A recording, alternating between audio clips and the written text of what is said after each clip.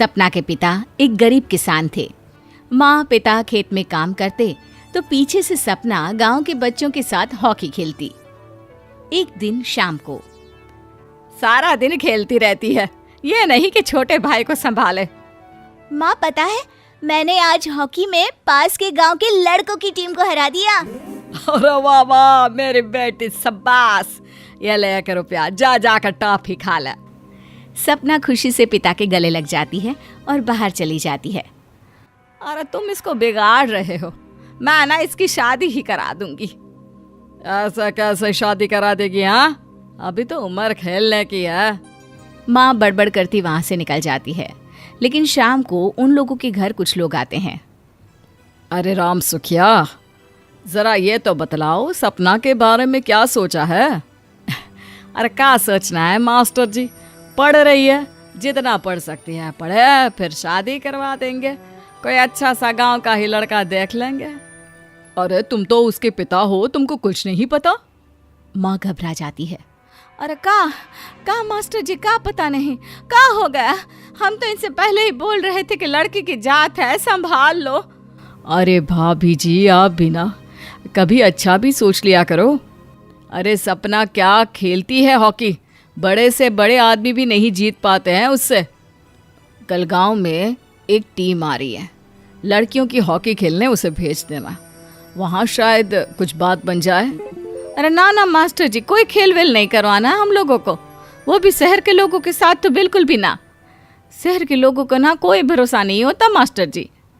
अरे कैसी बात कर रही हो सपना की माँ, बुरा आदमी तो हर जगह मिल जाएगा, उसके लिए शहर का और गांव का। हाँ मास्टर जी, हम लोग तैयार हैं, कल आ जाएगी सपना वक्त से। माँ के लाख मना करने पर भी पिता सपना को हॉकी टीम के लिए भेज देते हैं। शाम को सपना वापस आती है, लेकिन लट के मुंह से। और क्या हो गया, मार खाई हो का? कौन मारेगा हमें? कोई मार वार खाकर नहीं आए। अरे फिर शकल पर 12 क्यों बजे हैं, बताओगी?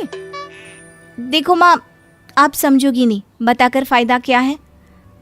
अरे बिटिया रानी, हम तो समझेंगे ना, हमें ही बता दे। सपना पापा के गले लग जाती है।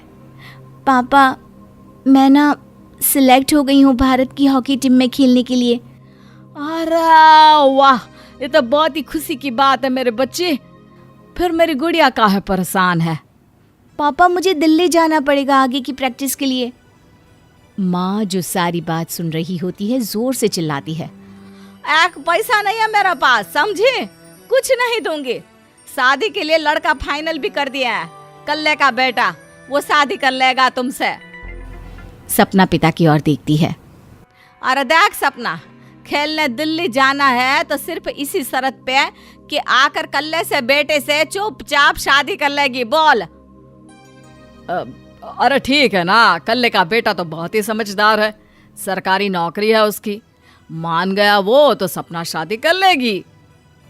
सपना भी धीरू, जो कि कल्ले का बेटा था, उसे जानती थी। वो मन ही मन सोचती है कि शादी तो वैसे भी होनी है, लेकिन माँ की ये शर्त मान गई तो जीवन जीने का एक मौका तो जरूर मिलेगा। हाँ, मुझे मंजूर है। हाँ, तो कल मैं उन लोगों को बुला लूं? पिता और सपना दोनों एक दूसरे को देखते हैं। अब माँ ठीक है ना, बुलाने की क्या जरूरत है, वो लोग पसंद कर रहे हैं ना मुझे, वही ठीक है। बस आप तो मेरा दिल्ली का बैग पैक कर दो। सपना दिल्ली जाती है, दिल्ली टीम के लिए खेलने के लिए। सपना खूब अच्छा खेलती है और गोल्ड मेडल जीत कर आती है। जब वो गांव आती है तो उसका जोरदार स्वागत होता है। हर कोई सपना सपना चिल्ला रहा होता है। और सपना के पापा, तुम्हारी बेटी ने तो गांव का नाम रोशन कर दिया है। गांव की तरफ से तुम लोगों को गांव में पक्का मकान और सपना को परिषद में पक्की नौकरी देने के लिए हम तैयार हैं। अरे वाह वाह, पक्का मकान, ये तो बहुत अच्छी बात है, लेकिन सपना की नौकरी नहीं चाहिए हमें। हाँ, कैसी बात कर रही हो सपना की माँ? लड़की की नौकरी रहेगी तो अपने पैरों पर खड़ी रहेगी, किसी के आगे झुकने की जरूरत ना पड़ेगी।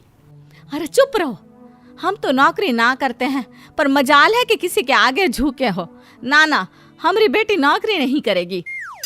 पिता लाख समझाते हैं, लेकिन माँ नहीं मानती। और फिर वो दिन भी आ जाता है जब सपना को अपने कहे अनुसार लड़के से शादी भी करनी पड़ती है। ससुराल में ए बहू, तू रोज रोज सुबह कहाँ जाती है? घर का सारा काम निपटा कर कहाँ भागती है? माँ का घर तो पास ही है, वहीं निकल जाती है क्या? नहीं माँ जी, मैं हॉकी खेलने जाती हूँ, मुझे खेलना पसंद है। खेलना पसंद है? अरे कैसी बात कर रही है बहू, शादी के बाद तो कोई लड़की खेलती फैलती नहीं है, वो घर का काम काज देखती है। सपना कुछ नहीं कहती। वो एक रोज कमरे में अपनी अलमारी ठीक कर रही होती है कि तब सुनो, वो जो लटक रहा है ना, क्या बोलते हैं उसे? मेडल। सपना पति की बात सुनकर खुश हो जाती है, उनके पास जाती है। मैं सोच ही रही थी कि तुमने कभी पूछा क्यों नहीं। ये मेडल है, मैंने जीता है, पता है, हॉकी में। बड़ा मैदान, बहुत से लोग, 2 टीम और फिर शुरू होता है जुनून। पता है, लगता है जैसे बस जिंदगी यही है, खेलते रहो, भागते रहो, दौड़ते रहो और लक्ष्य को पालो। सुनो ना, मैं ना भारतीय टीम के लिए खेलना चाहती हूँ। माँ,